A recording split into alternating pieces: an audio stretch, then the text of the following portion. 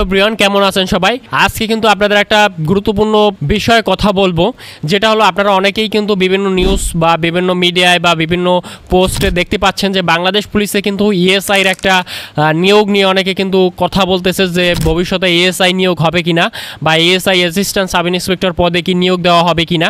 তো এটা বিষয়ে আজকে কথা বলবো যে এইটা আর কতটা সত্যতা আছে, এই যে ইএসআই যে ভবিষ্যতে নিয়োগ দেওয়া হবে এর কতটা সত্যতা আসবে এবং যদি দেওয়া হয় তাহলে কত হাজার দেওয়া হবে। তো সকল কিছু ভিডিওতে থাকবে, অবশ্যই ধৈর্য সহকারে ভিডিওটি দেখেন। তো এখন এই ইএসআই যে নিয়োগ সেটি আপনাদের দেখানোর জন্য একটা স্ক্রিনে আপনাদের একটা কাগজ দেখাই, তাহলে আপনাদের বিষয়টি ক্লিয়ার হবে।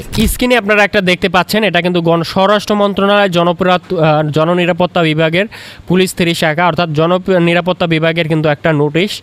এখানে কিন্তু দেখুন যে নিচে এটা কিন্তু উপসচিব কর্তৃক স্বাক্ষরিত এবং সিনিয়র সচিব এবং সিনিয়র সচিব দত্ত মন্ত্রণালয়, এটা কিন্তু উপসচিব স্বাক্ষর করেছেন। এই নিয়োগে এখানে কিন্তু বলা আছে যে বিষয়টি আপনাদের পড়ে শোনাই যে বাংলাদেশ পুলিশের সক্ষমতা বৃদ্ধি সহ থানা অনলাইন জিডি এবং মামলা রুজু করা থেকে শুরু করে অনুসন্ধান কার্যক্রম সুষ্ঠুভাবে সম্পাদনের লক্ষ্যে এএসআইয়ের শিক্ষাগত যোগ্যতা এইচএসসি এবং সমমানে উন্নীত করে সঠিকভাবে কর্ম কাঠামো মুক্ত এবং বিভিন্ন ইউনিটের বিপরীতে 500 নারী এবং এএসআই সহ 4000 সরাসরি নিয়োগযোগ্য সহ 500 নারী সহ 4000 বিভাগীয় পদোন্নতির যোগ্য বিবেচনায় মোট 8000 এএসআই গ্রেড 14 পদে সৃজনের প্রস্তাব প্রেরণ। এখানে যেটা আপনাদের বলা হয়েছে বিষয়ে, অর্থাৎ পুলিশ অধিদপ্তর থেকে কিন্তু একটা নোটিশ পাঠানো হয়েছে বাংলাদেশের যে পুলিশে, সেখানে কিন্তু এএসআইদের 8000 নতুন পদ সৃষ্টি করা হয়েছে।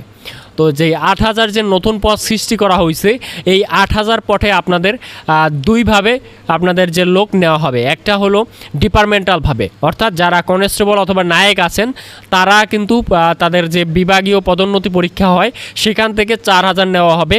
4000-এর মধ্যে 3500 দেখা যায় যে পুরুষ থাকবে এবং 500 থাকবে মহিলা, এবং বাকি যে 4000 থাকবে তারা হলো বাইরে থেকে আপনাদের যে সাধারণ আপনাদের সিটিজেন থেকে সরাসরি নিয়োগের মাধ্যমে এটা নেওয়া হবে। আর 4000 সেখানে আপনাদের 500 মহিলা থাকবে এবং 3500 পুরুষ প্রার্থী থাকবে। তো এই হলো এখানে যে আপনাদের বিষয়টা এভাবে বলা হয়েছে।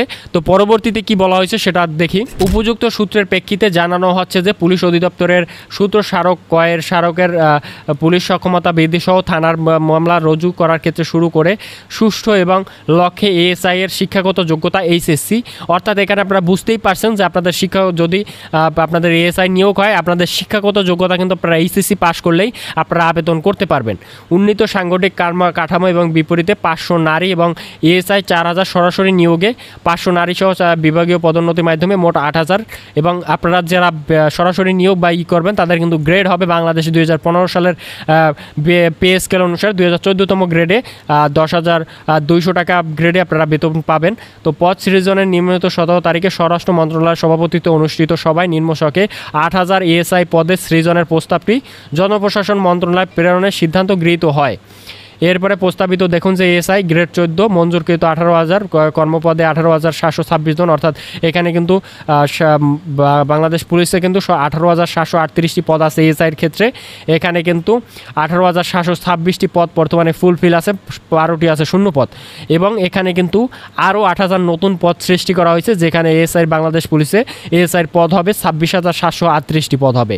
এবং এমতো অবস্থায় সূত্র মোতাবেক সিদ্ধান্ত মোতাবেক উপযুক্ত ছকে 8000 এএসআই গ্রেড পদ সৃজনের প্রদানের পরবর্তী প্রয়োজন ব্যবস্থা গ্রহণের জন্য নির্দেশনাক্রমে অনুরোধ করা হলো। তো যেহেতু এখানে পরবর্তী নির্দেশনা গ্রহণের অনুরোধ করা গেছে, সেহেতু নিশ্চিত করে বলা যায় যে আপনাদের কিন্তু এএসআই নিয়োগ খুব শীঘ্রই আসতে যাচ্ছে। বর্তমানে কিন্তু আপনাদের কনস্টেবলের নিয়োগ চলতেছে, যারা আবেদন করতে চান অবশ্যই আবেদন করবেন এবং বয়সের মধ্যে আছে। আর এর পরবর্তীতে যারা দেখা যায় অনেকে কনস্টেবলে পারবেন না বা করবেন না, তারা পরবর্তীতে কিন্তু আপনারা এএসআই কিন্তু সেক্ষেত্রে আপনি সরাসরি এএসআই হয়ে যেতে পারবেন।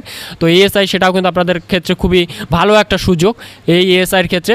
তো এক্ষেত্রে আপনাদের কিন্তু বয়সের কথা কিন্তু এখানে এই যে নোটিশে বলা হয় নাই, তবে এক্ষেত্রে যেহেতু নোটিশে সেক্ষেত্রে বলা, সেক্ষেত্রে আমরা ফিক্সডভাবে কোনো কিছু বলতে পারতেছি না, বাট আমরা ধারণা করে বলতে পারবো যে 18 থেকে 23 বছর তো কমপক্ষে থাকবে, তারপরও যদি সর্বোচ্চ যদি হয়, যেহেতু সাব ইন্সপেক্টরের ক্ষেত্রে 18 থেকে 27 বছর, তো সেক্ষেত্রে এখানে 25 অথবা 23 এই দুটার মধ্যেই থাকবে, 23-এরও কম হবে না আর আপনাদের 25-এর বেশিও হবে না। তো এর মধ্যে যারা থাকবেন, তবে সার্কুলার আসলেই সেটা সম্পূর্ণভাবে বোঝা যাবে যে আপনাদের বয়স কত দেওয়া হয়েছে। তো যাদের বয়স থাকবে তারা কিন্তু আবেদন করবেন।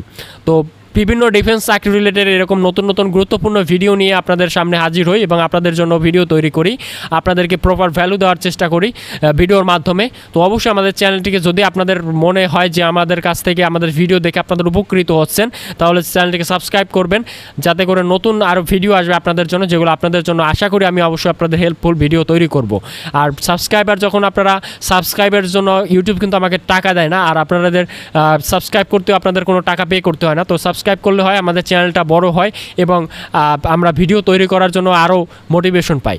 তো ভালো থাকবেন, দেখা হবে পরবর্তী ভিডিওতে।